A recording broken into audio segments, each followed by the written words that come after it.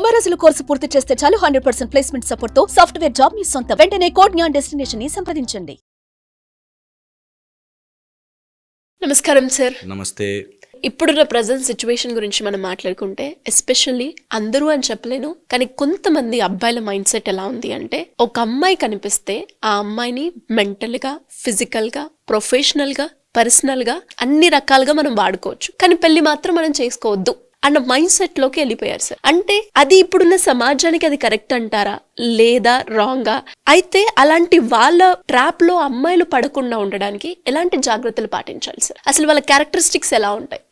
So very important and ఈ రోజుల్లో అవసరం కూడా. ఇప్పుడు ఇది ట్రెండ్ చేస్తున్నారు యాక్చువల్లీ. అంటే ఏదైనా ఒక టైప్ ఆఫ్ లివ్ ఇన్ కానీ, లేకపోతే కలిసి ఉందామని కానీ, మన లైఫ్ మనం బతకాలి, ఎందుకు వేరే వాళ్ళ గురించి పట్టించుకుంటామని ఇంట్లో వాళ్ళ నుంచి స్లోగా సెపరేట్ చేసి, ఫస్ట్లో చాలా ప్రేమగా ఉన్నట్టు చేసి, దెన్ ఒక ఎమోషనల్ డిపెండెన్స్ ఏర్పరచుకున్నాక ఇది జరుగుతుంది. బాగా గుర్తుపెట్టుకో, ఎమోషనల్ డిపెండెన్స్. ఎవరి మీదైతే మనం ఎమోషనల్గా డిపెండ్ అవుతామో వాళ్ళు ఫస్ట్ గ్రౌండ్ మనకి తయారు చేశారు, దానిలో తవ్వి మనం కూర్చోబెడతారు. సో ఇది అమ్మాయి అబ్బాయా, అబ్బాయి అమ్మాయా కాదు పాయింట్. ఇక్కడ పాయింట్ ఇస్ ఛాన్సెస్ దట్ అమ్మాయిలు ట్రాప్ అయిపోవడానికి ఎక్కువ ఉన్నాయి. అబ్బాయిలు ఇలాంటి పనులు చేసేవాళ్ళని అమ్మాయిలు త్వరగా గుర్తించాలి, చాలా ఇంపార్టెంట్. అయితే ఒక అబ్బాయి ఇలా డిసీవ్ చేయడానికి ఆర్ మోసం చేయడానికే మైండ్ సెట్తో ఉంటే గుర్తుపట్టడం చాలా ఇంపార్టెంట్. ఈ గుర్తుపట్టడం చాలా ఈజీ. సో బేసిక్గా ఫిజికల్ క్యారెక్టర్స్ అంటే వాడు మాట్లాడేటప్పుడు చాలా వేగ్గా ఉంటాడు. నేను ఒక క్యారెక్టర్ చెప్తే గుర్తుపడతారు. ఒక అబ్బాయి అమ్మాయి నా దగ్గరకు వచ్చారు. వాళ్ళని కౌన్సిల్ చేస్తున్నంతసేపు ఆ అమ్మాయిని సపరేట్గా పిలిచి అడిగితే, చాలా గొప్పవాడు అవుతాడండి, ఎన్నో బిజినెస్ ఐడియాలు ఉన్నాయండి.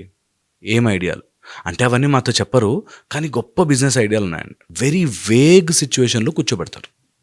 నాకు అవి వచ్చేస్తాయి, అక్కడి నుంచి డబ్బులు వచ్చేస్తాయి, నాకు అలా జరుగుతుంది, ఇలా వస్తుంది, నన్ను ఆ మాత్రం సపోర్ట్ చేయలేవా? ఈ టైప్లో ఎమోషనల్ డిపెండెన్సీని ఏర్పరుస్తారు. ఫస్ట్ పెద్ద మాటలు చెప్పి చాలా గొప్ప వ్యక్తిని అయిపోతున్నాను, నాకు సపోర్ట్ చేయవా, ఇంకేం ప్రేమనిది అనేటట్టుగా వేగ్నెస్లో పెడతారు. నెంబర్ 1 వేగ్ చాలా వేగ్ ఉంటాయి వాళ్ళు చెప్పేవి, రియాలిటీకి చాలా దూరంలో ఉంటాయి.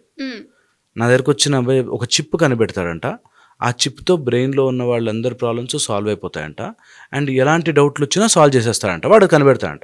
మనం ఎలా కనిపెడతావా అన్నాం అనుకో, అంటే టాలెంట్ని డిస్కరేజ్ చేస్తావా అంటాడు ఒక పాయింట్. రెండోది, అది నువ్వు చెయ్యాలంటే కష్టపడాలా. నువ్వు ఇక్కడ ఇంట్లో కూర్చొని ఒక ఐడియా వచ్చేసింది, నేను కోర్టులో వస్తాయంటే రావు కదా. ఇలా అమ్మాయిలు బండి వేసుకుని తిప్పుతుంటే అవో కదా. కానీ దే ప్రొజెక్ట్ దట్. అలాగా వేగ్గా గొప్ప ఐడియాలు. ఇప్పుడు మా మామయ్య వాళ్ళ ఫ్రెండ్ పోలీస్ ఆఫీసరు, నాకు అక్కడి నుంచి ఒక ల్యాండ్ వచ్చేస్తుంది, అక్కడి నుంచి కోర్టులు వచ్చేస్తాయి అనే స్టోరీలు చెప్తానంటే నమ్మదు. అది ఎనీథింగ్ వేగ్. నన్ను ప్రేమిస్తున్నావా అంటే ప్రేమ, కానీ తల్లిదండ్రులు గొప్ప కదా అని ఏదైనా మధ్యలో స్టోరీ చెప్తున్నాడంటే వేగ్నెస్. ఇది నెంబర్ 1 గుర్తుపెట్టుకోవాలి. సెకండ్ వచ్చేసి, ఈ మోసం చేసే వాళ్ళకి రిపీటెడ్గా ఫాల్ట్స్ ఉంటాయి. డిఫాల్ట్గా ఫాల్ట్ చేస్తారు వాళ్ళు. అంటే ఈరోజు ఎందుకు టైంకి రాలేదు, ఆర్ నువ్వు ఇలా అన్నావు కదా, ఇదేంటి అని, అప్పుడు అన్నాను కానీ ఇప్పుడు మారాలి అని చెప్పి మారుస్తారు. వెరీ తొందరగా డిఫాల్ట్గా ఫాల్ట్స్ దొరుకుతాయి, నంబర్ ఆఫ్ మిస్టేక్స్. కానీ ప్రేమ కదా అని వీళ్ళు కవరప్ చేస్తుంటారు. మనం ప్రేమ కదా అని కవరప్ చేస్తారు. Very important. డిఫాల్ట్గా ఫాల్ట్ దొరుకుతుంటే ఆపండి అక్కడ. ఓకే. థర్డ్, నీ దగ్గర నుంచి మనీ అండ్ నీ ఫిజికల్ని కోరుకుంటూ ఉంటాడు కంపల్సరీ. ప్రేమ అంటాడు, చాలా గొప్ప మాటలు చెప్తాడు. ఇప్పుడు ఈరోజు నాతో బయటకు వస్తావా అంటాడు, సినిమా హాల్కి వస్తావా అంటాడు. ఇట్లాంటివి చెప్తారు. Where they are using you as a టాయ్గా, లేకపోతే నీకు డబ్బుల కోసమో నీ శరీరం కోసమో వాడుతున్నట్టుగా చేస్తారు. అసలు విషయానికి వచ్చేసరికి పుష్ చేస్తారు. ఇది ఇండికేట్ స్కిప్. పెళ్ళి లేకపోతే ఇలాంటి టాపిక్, ధైర్యము, ఇలాంటి విషయాలు వచ్చినప్పుడు పుష్. Red flag. ఇది చాలా డేంజరస్ రెడ్ ఫ్లాగ్, పట్టేయాలి వెంటనే. అలాగ గనక చేస్తున్నట్లయితే నువ్వు వాడుకోబోతున్నావు, నిన్ను వాడేసుకుంటున్నారు, జాగ్రత్త. అది అలర్ట్గా ఉండాలి. ఫోర్త్, వెరీ ఇంపార్టెంట్, నీ వాళ్ళ నుంచి దూరం చేస్తూ ఉంటాడు. వాడితో ఎందుకు మాట్లాడావు, వీళ్ళతో ఎందుకు మాట్లాడుతున్నావు, మనం ఒకటి కదా, మనమంతా ఒకటి కదా, ఈ టైప్లో నీ వాళ్ళ నుంచి, అంటే పేరెంట్స్ నుంచి, నీ ఫ్రెండ్స్ నుంచి, నువ్వు వేసుకునే నీ డ్రెస్సింగ్ సెన్స్ నుంచి అన్నిటినీ మార్చడానికి చూస్తాడు. ఒక ఎమోషనల్ డిపెండెన్స్ ఏర్పరచుకుని పర్మిషన్ లేనిదే జరగలేదు అనే డిపెండెన్స్ మీదకి వెళ్తారు. ఇది కూడా చాలా ఇంపార్టెంట్గా రెడ్ ఫ్లాగ్. కొంతవరకు ఒక డీసెన్సీ మనకంటూ ఒకటి ఉండాలి అన్నది వేరు, కానీ రిపీటెడ్గా నువ్వు ఏది చేసినా నువ్వు తప్పు, నా మీద డిపెండ్ అయి ఉండు అనేటట్టుగా చేస్తున్నా అంటే చాలా చాలా డేంజరస్. అది బాగా గుర్తుపెట్టుకోవాలి. 5th, మనము గనక బౌండరీ గీయకపోతే బౌండరీ లోపలికి వచ్చేస్తారు. మనకి దేశానికి సరిహద్దులు ఉన్నాయి, అలాగ మనకి సరిహద్దులు లేకపోతే ఎవడైనా లోపలికి వచ్చి వాడుకుని వెళ్తాడు. అందుకని యువర్ ఓన్ బౌండరీస్ గీసుకుని పెట్టుకోవాలి compulsory. Make it a habit that ఎవడన్నా కానీ, ఎంతటి వాడైనా కానీ, there is a limit that they can enter. ఆ లిమిట్ తర్వాత నీ లోపల ఉండే, నేను వీడియోస్ కూడా చెప్తుంటాను నేను, ఓపెన్ యువర్ బీస్ట్ మోడ్. రెడీగా ఉండాలి బీస్ట్ మోడ్. నీ లోపల ఉండే ఒక శక్తి ఎప్పుడు రెడీగా ఉండాలి. వెన్ టైం కమ్స్ ఆ లిమిట్ నువ్వు గీయ. 1 స్టెప్, 2 స్టెప్, 3 స్టెప్, మిత్రమా లక్ష్మణ రేఖ దాటి వచ్చావా, I know what to do అనే అది ఉండాలి కంపల్సరీగా. దట్ ఈస్ అ లిమిట్, ఒక బౌండరీ, ఒక బార్డర్. ఇది దాటి నేను చేయను, దట్ ఈస్ అ లిమిట్. నీ సెంటిమెంట్స్ని వాళ్ళ సెంటిమెంట్తో డిఫీట్ చేస్తున్నారంటే రెడ్ ఫ్లాగ్. అంటే నేను ఇలాంటి ప్లేసులకి రాను అన్నాం అనుకో, నా కోసం ఆ మాత్రం చేయలేవా అంటాడు. నువ్వు నా కోసం చేయలేవా అనే పాయింట్ ఉండదు అక్కడ. సో ఎప్పుడైతే యువర్ సెంటిమెంట్స్, యువర్ వాల్యూస్ని తక్కువ చేస్తున్నాడో రెడ్ ఫ్లాగ్ నేను యూజ్ చేసుకుని ఏ రోజైనా తిప్పేస్తాడు. 6th or 7th పాయింట్, ఎప్పుడైతే వాళ్ళకంటూ డిసిప్లిన్ లేదో అలాంటి వాడితో ఎంత దూరం ఉంటే అంత మంచిది. సినిమాలు చూపిస్తూ తాగుబోతుని ప్రేమించు, లేకపోతే వాడు ఎవడో తిరుగుతుంటే ప్రేమించు అంటారు. సినిమాలకు బాగుంటాయి, రియల్ లైఫ్లో బాగుండవు.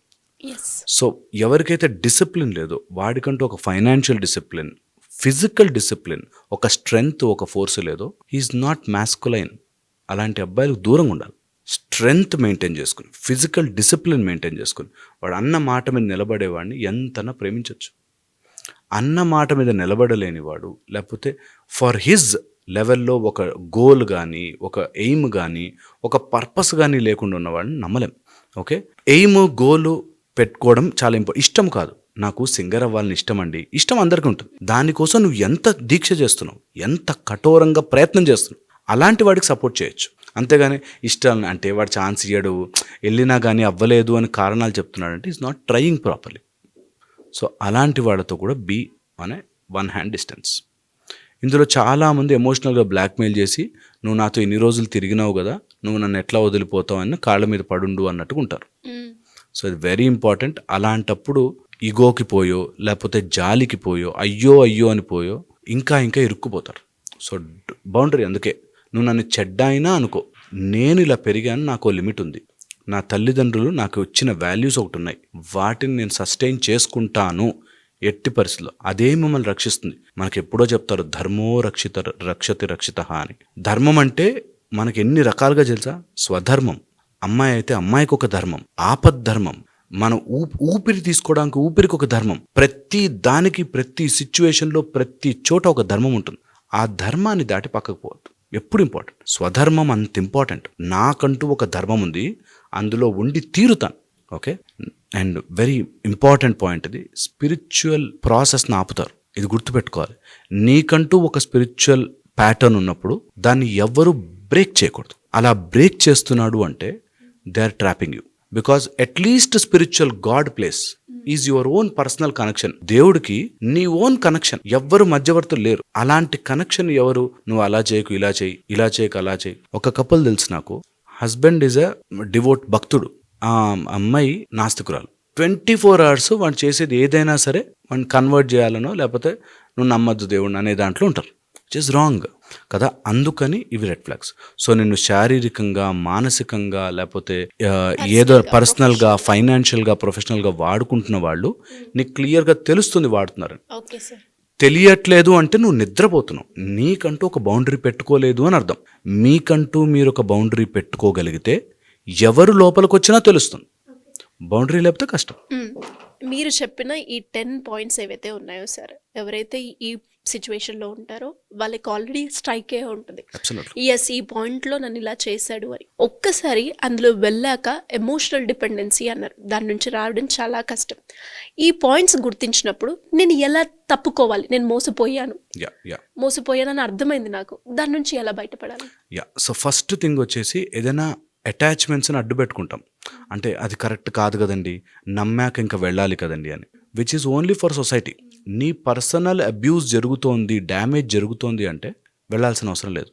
ఫస్ట్ మన ఇంటిగ్రిటీ, మన హ్యాపీనెస్, అలా ఉంటేనే మనం ఇతరులని సొసైటీలో ఇతరులను ఎవరినైనా సాటిస్ఫైయో హ్యాపీయో చేయొచ్చు. సో ఫస్ట్ మన లిమిట్ నెంబర్ 1.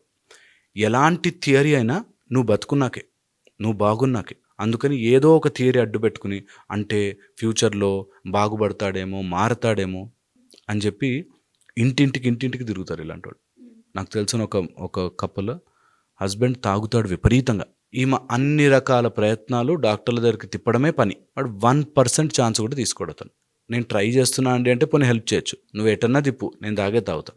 ఆ టైప్లో ఉన్న వాళ్ళకి you are unnecessarily losing your energy there. Okay, నేను డైవర్స్ ఇవ్వమని వదిలేమని చెప్పట్లే. మానసికంగా దర్ ఇస్ ఎ డిస్కనెక్షన్.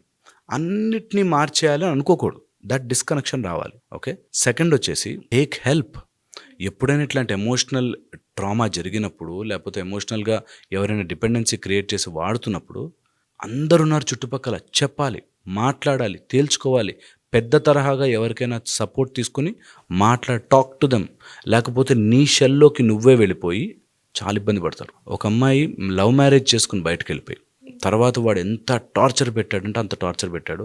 ఇంటికి వస్తే అమ్మ వాళ్ళు ఏమనుకుంటారో, నన్ను సొసైటీ ఏమనుకుంటుందో అని చెప్పి ఆమె ఇంటికి రాక అక్కడే మదనపడి ఎవ్రీ డే తను తినేది. True sir. ఇంకొకటి ఏంటి అంటే, ఎప్పుడైతే అమ్మాయిలే కావచ్చు ఇలాంటి సిచ్యువేషన్స్ ఎదుర్కొంటారో బయటికి చెప్పుకుంటే అమ్మాయి కదా ఫస్ట్ నీకు తెలిసి ఉండాలి అన్న వర్డ్ అయితే మనం వింటూ ఉంటాం. సో దానికి వాళ్ళు ఎక్స్పోజ్ అవ్వడానికి ఇంట్రెస్ట్ చూపించరు. ట్రూ, ఇది ఒప్పుకోవాలి. అవును బై, నా వల్లే జరిగింది అనుకుందాం, నేనే తప్పుగా నమ్మాను. Mistakes happen. నువ్వు బయటికి రాకపోతే అది పెద్ద మిస్టేక్. నువ్వు దాన్ని తట్టుకుని నువ్వు బాధపడి ఇబ్బంది పడే కంటే ఒకరోజు ఎవరైనా నువ్వు నీ వల్లే అయిందే అంటే ఓకే, అవును ఒక డెసిషన్ తీసుకున్నాం, అందులో తప్పు అయి ఉండొచ్చు. ఒక డెసిషన్ తప్పకుండా తప్పు అవుతుంది ప్రతి మనిషి లైఫ్లో. ఎంత గొప్పగా మాట్లాడినా ఏదో ఒక తప్పు దొరుకుతుంది. ఎంత గొప్పగా మనం ప్లాన్ చేసుకున్నా మిస్టేక్ జరగచ్చు, దట్ ఈజ్ ఓకే. ఆ మాత్రం చిన్న క్రిటిసిజం తీసుకోలేకపోతే ఎలా? నిజమే, అమ్మ నాన్న తిడతారు, నువ్వు అప్పుడే చెప్తే వినలేగా, అవును పడు. ఒకసారి అది నయమా, జీవితాంతం ఇబ్బంది పడ్డం నయమా? ఇది వెరీ ఇంపార్టెంట్, చాలా చాలా ఇంపార్టెంట్. ఇది ఎలా ఉంటుందంటే, నేను డెంటల్ డాక్టర్, నా దగ్గరికి అమ్మో పన్ను ఇంజెక్షన్ గుచ్చుతారండి అని పన్ను ట్రీట్మెంట్కి రారు. ఆ పన్ను పుచ్చిపోయి సర్వనాశనం అవుతుంది, ఇన్ఫెక్షన్ కదా. చిన్న ఇంజెక్షన్ నయమా, లేకపోతే ఆ పన్ను నొప్పితో బాధపడ్డ నయమా?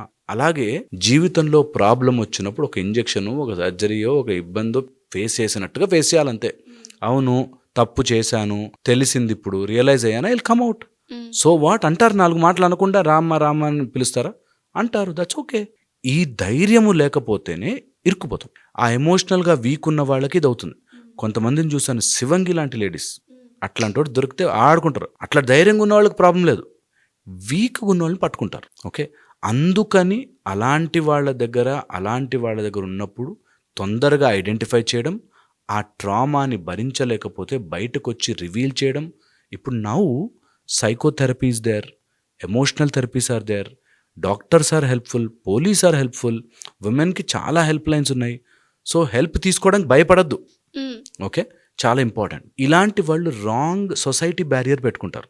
అంటే సొసైటీలో ఎవరేమనుకుంటారో, ఒకవైపు పేరెంట్స్ మంచి చేయడానికి సొసైటీ ఏమనుకుంటారో అనే ఆలోచనతో ఆగిపోకూడదు.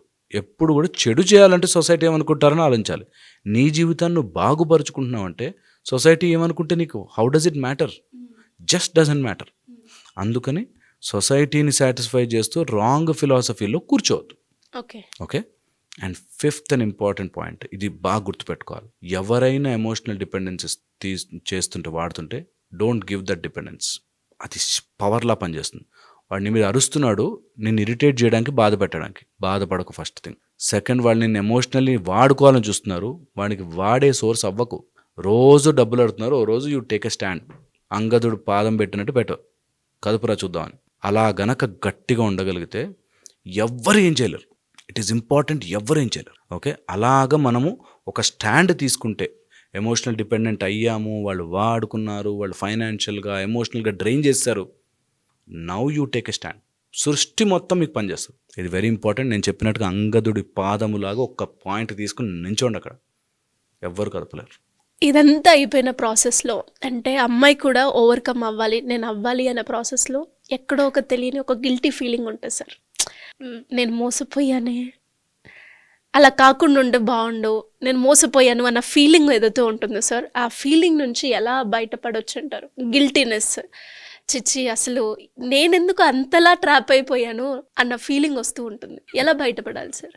డెస్టినేషన్, ఒక డెస్టినీ ఉంటుంది, అది లైఫ్లో వచ్చి తీరుతుంది, అలా లెసన్ ఇస్తుంది. సో ఇది నమ్మగలగాలి ప్రతి మనిషి. దీన్ని they have to accept some day నేను ఇట్లాంటి పని చేశానేంటి అనే ఒక ఆలోచన స్టేజ్ వస్తుంది. గిల్టీ ఫీలింగ్లో ఎప్పుడూ ఉండకూడదు. గిల్టీ నుంచి ఎంత త్వరగా బయటకు వస్తే అంత మంచిది. అన్నిటికంటే డేంజరస్ ఫోర్స్ గిల్టీ. నేను తప్పు wrong చేశాను, step తీసుకున్నాను, మోసపోయాను. పోతాం, తప్పు జరుగుతుంది, గిల్టీ ఫీలింగ్ వస్తుంది, రాంగ్ స్టెప్ తీసుకుంటాం, మోసపోతాం, న్యాచురల్ అది. ఏదైనా ఉంటేనే పోతుంది. సో నీ దగ్గర ఉండింది కాబట్టి వాడుకునే వాళ్ళు వస్తూనే ఉంటారు, తోడేళ్ళు వస్తూనే ఉంటారు, నక్కలు. వాళ్ళతో తప్పించుకుని ఉండడం, ఒక్కోసారి దొరుకుతాము, ఒక్కోసారి మిస్టేక్ అవుతుంది, బట్ దట్స్ అబ్సల్యూట్లీ ఓకే. నేనేమంటున్నానంటే, ఒకడెవడో చెంపదెబ్బ కొట్టాడు, కొట్టినందుకు నీ కోపం వచ్చింది, వెరీ గుడ్. అది రోజు పొద్దునే లేచి అయ్యో చెంపదెబ్బ కొట్టాడు అంటే అన్నిసార్లు కొట్టినట్టు. ప్రతిరోజు చెంపదెబ్బ తినకు. ఓసారి తిన్నావు, గుర్తు చేసుకోండి, తెలుసుకున్నావు, దాటేసావు, come out of it, come back stronger. అంతకు మించి ఇంకేది ఉండదు. Very important. సెకండ్ వచ్చేసి అండర్స్టాండ్, బికాజ్ అమ్మాయిలకు చెప్తున్నాను కాబట్టి, ఇది feminine energies universal energy, shakti. ఆ శక్తిని మీలో జనరేట్ చేసుకుంటే ఇట్లా రేడియేట్ అవుతారు, చెడు దగ్గరికి రాదిలా. సో మీ లోపల ఉండే ఫెమినైన్ ఎనర్జీని జనరేట్ చేసుకోండి, మాస్కులైన్ శక్తిని పక్కన పెట్టండి. మీ లోపల ఫెమినైన్ ఎనర్జీని నర్చర్ ఇట్, డెవలప్ ఇట్. ఎన్ని రకాల మెథడ్స్ ఉన్నాయి మనకి. Do that procedure. ఛాన్స్ దొరికితే ప్రతి అమ్మాయి నేర్చుకోవాలి. ఒక్క ఆసనమైనా, ఒక్క మంత్రమైనా, ఒక్క సిద్ధి అయినా తీసుకుని దాన్ని they have to keep on doing it. అది ప్రొటెక్ట్ చేస్తుంది 90% ఆఫ్ లైఫ్. అండ్ గట్, అమ్మాయిలకి తెలిసినంత గట్ ఫీలింగ్ ఎవరికి ఉండదు. There is a spindle cell which vibrates. తెలిసిపోతుంది ఈడు మంచోడా కాదా అని తెలుస్తుంది. కవరప్ చేస్తాం. అంటే ప్రేమలో ఉంటాయి అంటే, మొన్న సినిమాలో ప్రేమ ఉంటే దెబ్బలు కూడా కొట్టచ్చు అని చెప్పాడు. నాకు చాలా ఆశ్చర్యం వేసింది. ఒప్పుకోద్దు, నీ personal space no one should touch. ఎట్లాంటి గొడవ అయినా కానీ నో వన్ షుడ్ టచ్. అది అమ్మాయిలందరూ కొట్టుడు నేను తట్టుకోను, ఫస్ట్ నుంచి స్టాండ్ ఉండాలి. అది నువ్వు నన్ను ఏడిపిస్తుంటే నేను ఏడుస్తాను, నువ్వే కదరా కొట్టేది, ఛాన్సే లేదు. No way, stand strong there. అట్లాంటి పని జరిగితే ఐ విల్ నాట్ అలౌ. నోరు మూసుకుని వింటారు ఖచ్చితంగా. And give that, keep that always. And మీలోని ఫెమినైన్ ఎనర్జీని జనరేట్ చేసుకోండి. I think universal shakti, there's no alternative to it. సృష్టిలో, ప్రకృతిలో ఫెమినైన్ ఎనర్జీ ఎంత ఈజీగా పెంపొందించుకోవచ్చు. ఓకే, మీరు if you want to trespass, సృష్టి దాటి వెళితే నీకు శివతత్వం అవసరమేమో, కానీ శక్తితత్వం ఇక్కడ చాలా బాగా తొందరగా వస్తుంది. పట్టుకోండి అందరూ, ఎంత వీలు కుదిరితే అంత. Great sir. అండ్ నాకు తెలిసి ఈ వీడియోలో మనమైతే అంటే మోసపోయిన అమ్మాయి ఎలా బయటపడొచ్చు, మోసపోక ముందు మనం జాగ్రత్త పడాలి అంటే ఎలాంటి క్యారెక్టరిస్టిక్స్ ఉంటాయో ఇవన్నీ కూడా ఈ వీడియోలో ఉన్నాయి. వీలైనంత వరకు షేర్ చేయండి. అండ్ ఒక్కరికైనా ఇది ఉపయోగపడితే చాలా సంతోషిస్తాం. ఒక్కరికి ఉపయోగపడ్డ హ్యాపీ. డెఫినెట్గా. Thank you sir. Thank you so much. Thank you so much.